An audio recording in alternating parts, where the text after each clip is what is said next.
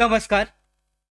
संजय गांधी ही आधार अनुदान योजना या योजनेअंतर्गत लाभ घेणारे जे सगळे पात्र दिव्यांग लाभार्थी आहेत यांच्यासाठी एप्रिल महिन्यासाठीच्या हप्त्याचा जो पेन्शन आहे ही तारीख जाहीर होण्या अगोदर वितरणा अगोदर एक अत्यंत महत्त्वाचा असा शासन निर्णय राज्य शासनाने जाहीर केला असून या शासन निर्णयाअंतर्गत लाभार्थ्यांना नवीन कागदपत्र जे आहेत ही पुन्हा नव्याने सबमिट करावी लागणार आहेत. कागदपत्रांच्या नियमावलीमध्ये बदल करण्यात आला असून सगळ्या दिव्यांग बांधवांसाठी अत्यंत महत्त्वाची अशी अपडेट म्हणजे जे नवीन कागदपत्र आहेत हे आता तुम्हाला सगळ्या योजनेसाठी द्यावे लागणार आहेत, सबमिट करावे लागणार आहेत, जमा करावे लागणार आहेत. तर नक्की राज्य शासनाने जो GR जारी केलाय यामध्ये कोणकोणते कागदपत्र द्यायला लागणार आहेत आणि यातला एक जरी कागदपत्र जर दिला नाही, नव्याने सबमिट केला नाही तर तुमच्या सगळ्या योजना त्याचबरोबर पेन्शनचा हप्ता सुद्धा बंद होऊ शकतो. आणि या कारणामुळे सगळ्या दिव्यांग बांधवांसाठी अत्यंत महत्त्वाचा असा हा आजचा व्हिडिओ असणार आहे.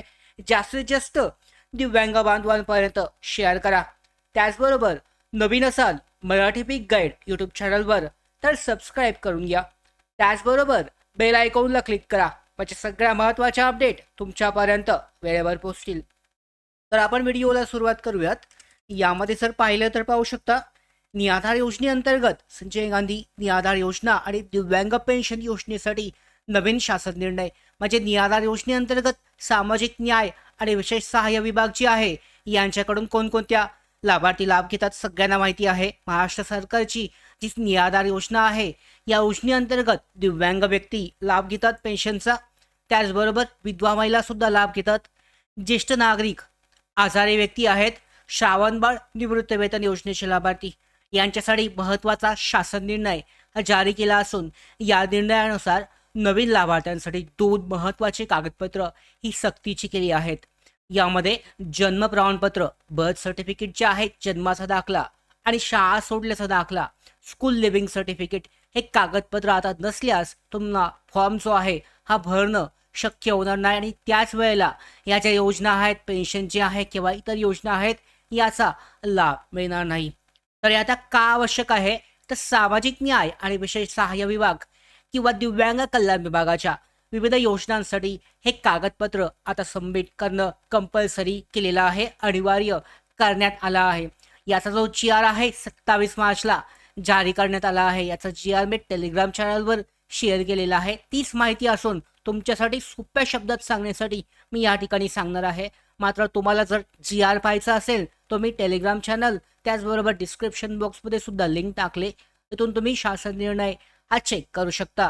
तर जुन्या लाभार्थ्यांना सध्या हे लागू नाही आहे, मात्र भविष्यामध्ये पुढच्या 1 ते 2 महिन्यामध्ये हे कागदपत्र सुद्धा नव्याने एप्रिल महिन्यासाठी जेव्हा हप्ता आपण जमा होईल त्याच्यानंतर जेव्हा कागदपत्र मागितली जातील तेव्हा ही सगळी कागदपत्र तुम्हाला द्यावी लागू शकतात. याच कारणामुळे तुमच्याकडे जर आता ही तयार नसतील तर आधीपासूनच ती तयार करून ठेवा. त्याचबरोबर जे काही लाभार्थी आहेत नव्याने अर्ज करणारे त्यांच्यासाठी आता हे अनिवार्य आहे.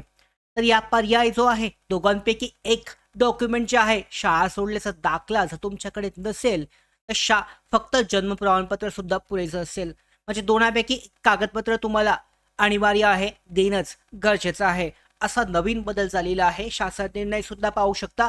जर का हे नसेल तर तुमची योजना तुमचं पेन्शन हे बंद होऊ शकतं. आता सध्या शासनाने हा शासन निर्णय जारी केलाय.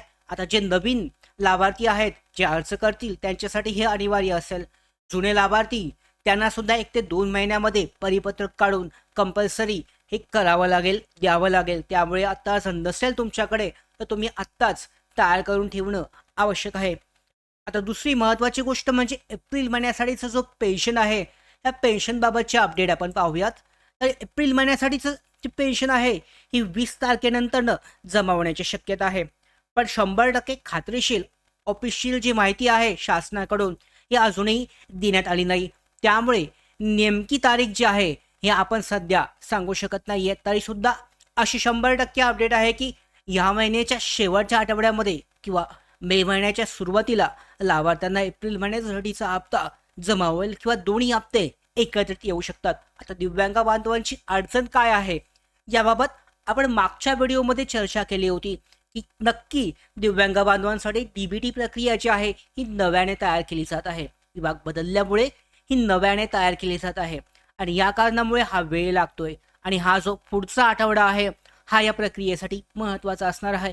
उद्या किंवा परवाच या संदर्भात ऑफिशियल अपडेट परिपत्रक काहीतरी निघेल आणि तारीख आपल्याला समजून येणार आहे. तर त्यासाठी तुम्ही तयार राहणं आवश्यक आहे. पेन्शन तुमचे 100% मिळणार आहे, ती कुठेही जाणार नाहीये. मात्र आत्ताची महत्त्वाची अपडेट की जन्म प्रमाणपत्र तुम्हाला हे काढावं लागणार आहे. जर का तुमच्याकडे नसेल तर कसं काढायचं हे सुद्धा जाणून घेऊयात. तर जन्म प्रमाणपत्र नाहीच आहे त्यांना पाहू शकता ऑफलाईन पद्धतीने लिहिलेला दाखला जो आहे असल्यास तो ऑनलाईन डिजिटल स्वरूपात रूपांतरित केला जाऊ शकतो. यामध्ये ग्रामपंचायत, नगरपालिका, महानगरपालिकेकडे जाऊन तुम्ही पाहू शकता काय करू शकता. सगळ्यात पहिल्यांदा काय करायचं आहे तर स्थानिक स्वराज्य संस्था म्हणजे तुमची गाव असेल गाव पातळीवर, ग्रामपंचायत शहर पातळीवर नगरपालिका असेल, या ठिकाणी साधा अर्ज करायचा आहे. माझा जन्म गाव तारीख याला झालेला आहे तर मला जन्म दाखला द्या असं सांगायचं आहे. त्यामध्ये अर्जामध्ये सांगायचं आहे, नमूद करायचं आहे. या दप्तरात शोधू शकतात. तुमची जो नोंद सापडल्यानंतरनं जी सापडली नाही तर तुम्हाला ते लेटर जे आहे हे लेटर देतात. आता यानंतरनं ॲफिडेव्हिट जे आहे हे तयार करायचं आहे. 100 रुपयाच्या स्टॅम्प पेपरवर किंवा साध्या कागदावर तिकीट लावून माझा जन्म ज्या ठिकाणी झाला आहे सगळी माहिती दाखला आवश्यक आहे अशा पद्धतीचा ॲफिडेव्हिट बनवायचा आहे. याचा PDF जे आहे हे लवकरच आपण शेअर करू. व्हॉट्सअप असेल, टेलिग्राम असेल चॅनलला किंवा डिस्क्रिप्शन बॉक्समध्ये तुम्हाला देऊ. तर या ठिकाणी फॉर्म भरायचा आहे. स्थानिक प्रतिनिधींची सही घ्यायची आहे. उपसरपंच असतील, सरपंच, ग्रामसेवक असतील, तलाट्यांची सही घ्यायची आहे. सर्व माहिती, नाव आणि जन्मतारीख भरून हे सगळे कागदपत्र तहसीलदार कार्यालयामध्ये जमा करायचे आहेत. आउटवर्डची चलान रसीद तुम्हाला मिळेल ती घ्यायची आहे. त्याच्यानंतर 7 ते 8 दिवसामध्ये नाव जाहीरपत्र जे आहे घरी किंवा कार्यालयामध्ये येईल तर त्या ठिकाणी जाऊन तुम्ही ते पत्र हे घेऊ शकता आणि हे पत्र मिळवल्यानंतरनं सुनावणीसाठी तुम्ही कार्यालयात जा. त्या ठिकाणी पुन्हा पेपर नोटीस तुम्हाला मिळेल आणि त्यानंतर पेपर नोटीस वर्तमानपत्रामध्ये जन्मतारीख प्रसिद्ध जमा करायला लागेल. त्यानंतर 4-5 दिवसामध्ये जी सुनावणी असेल यामध्ये होईल. त्याच्यानंतर पाहू शकता ही सगळी प्रक्रिया ही घेतली जाते. दुसऱ्या सुनावणीमध्ये हरकत नसल्यास तहसीलदाराच्या जन्मनोंदीचा आदेश जो आहे हा दिला जातो आणि यानंतर ग्रामपंचायत, नगरपालिकेकडे तुम्ही हे कागदपत्र जमा केल्यानंतर 2 दिवसामध्ये तुमचं जन्म प्रमाणपत्र मिळेल. जर नोंद असेल तर तुम्हाला लगेच त्याच ठिकाणी मिळून जाईल.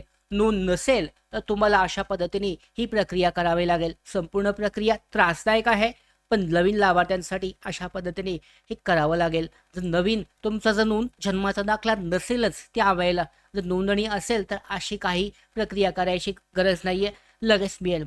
दुसरी महत्त्वाची गोष्ट म्हणजे शाळा सोडल्याचा दाखला असल्यास तुम्हाला जन्म दाखल्याची गरज नाही. त्यामुळे ही प्रक्रिया करण्याची आवश्यकता लागणार नाही. फक्त शाळा सोडल्याचा दाखला असल्यास तुम्हाला वेगवेगळ्या योजनेसाठी हे सगळे उपलब्ध राहतील. हे ॲड केले जाऊ शकतात, ते मान्य ठरतील. तर या कारणामुळे दोनामधील एक कागदपत्र असेल तर नवीन योजनांसाठी तुम्ही अर्ज करू शकता. त्याचबरोबर जे काही जुने लाभार्थी आहेत येत्या 1 ते 2 महिन्यामध्ये त्यांना सुद्धा हे अनिवार्य होऊन जाईल. तर या कारणामुळे तुमच्याकडे नसेल तर आत्तापासूनच तयारी करून ठेवा, कागदपत्र हे काढून ठेवा. कारण यानंतरनं जर ते नसतील, सक्तीचं केलेलं आहे, नसतील तर तुमची पेन्शन त्याचबरोबर इतर योजनांचा लाभ सुद्धा बंद होऊ शकतो. तर अशा पद्धतीने सध्याची ही नवीन GR जो आहे कागदपत्रांची अट अपडेट देण्यात आली आहे. यानंतरनं महत्त्वाची गोष्ट म्हणजे पेन्शन ही पुढचा महिना हा दिव्यांग बांधवांसाठी महत्त्वाचा असून याच आठवड्यामध्ये लाभार्थ्यांच्या पेन्शनबाबतचे 100% खरी अशी अपडेट परिपत्रक जाहीर होईल. या सगळ्या पुढच्या महत्त्वाच्या अपडेट येण्यासाठी मराठी बिग गाईड यूट्यूब चॅनलला सबस्क्राईब करा. धन्यवाद.